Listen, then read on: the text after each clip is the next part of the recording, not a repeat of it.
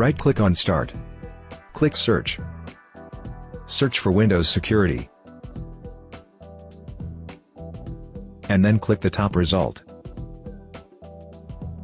Click on Virus and Threat Protection.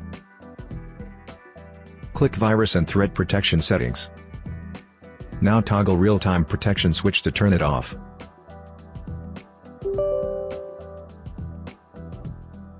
Take note that Windows Defender will only be disabled for the current session. When you reboot your computer, it will automatically be re-enabled. But it's actually a good feature, since we really don't want to leave our computers unprotected. Alright guys, what is going on? Today I'm finally getting a chance to sit down and make a video about the new Limit Sniper bot and kind of go over the features and quickly how to set it up, what it does, and just me kind of giving a rundown of what to expect when you're using this. So as you can see here, we have a little graphic showing all the exchanges supported right now. We have a bunch on multiple chains, and we're also developing the first ever DX sale bot that will allow you to snipe when liquidity is added to the exchange after the DX sale completes. So when the DX sale is finished, it makes a transaction that adds liquidity to the PancakeSwap router or whatever other exchange it's on, and we're looking for that in the mempool as well. So this is a mempool scanner. What we do is we look for transactions. Let me see if I can actually get this back down. We look for transactions in the dark forest or the mempool, certain transactions where the project is adding liquidity to the exchange. That's it. We're just looking for add liquidity ETH, and looking for when they're launching. We're not front running this, nothing like that. We just, it gives us a head start, right? So we see the transaction come through, and then we say, okay, the project is launching. We're gonna make a trade and try to get in there as early as possible, right?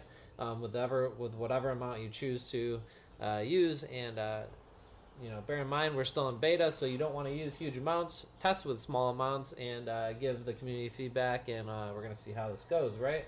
So basically all you have to do is come here to the GitHub page and grab the zip file, and I'm going to show you, walk you right through.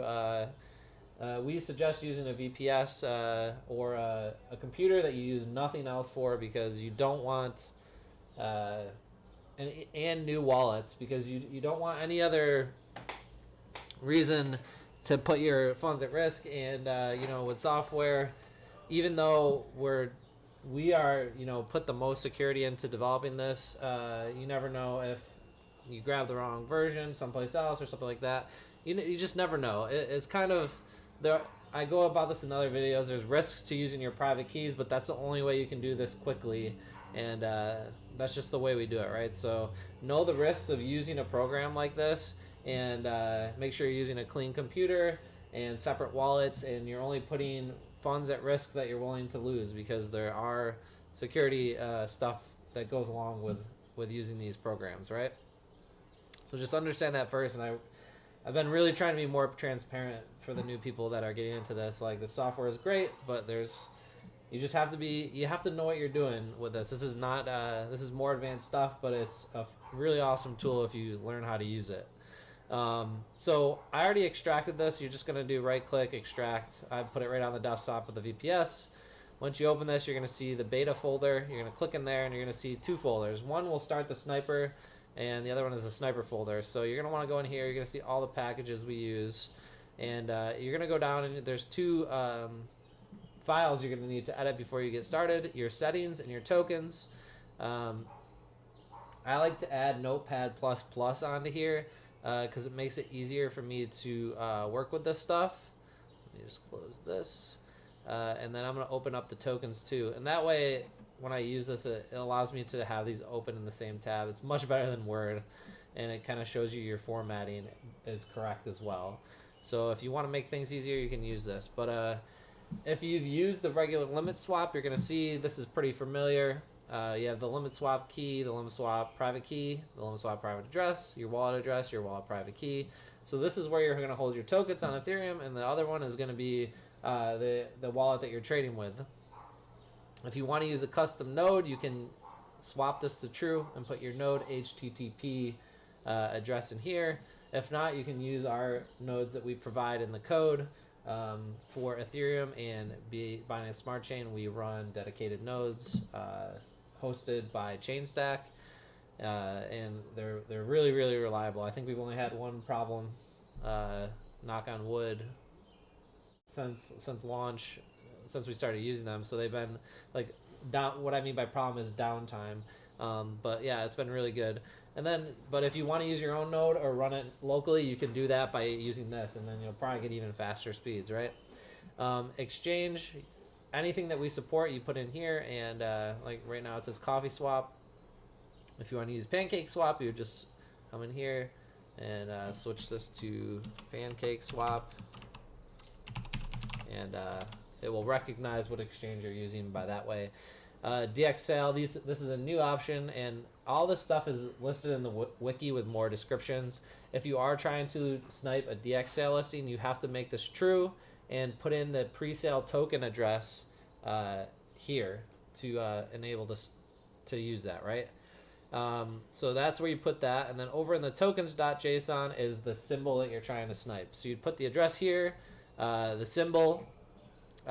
This doesn't need to be exact. You can put it as whatever you want. The buy amount, this is the buy amount in the base token. So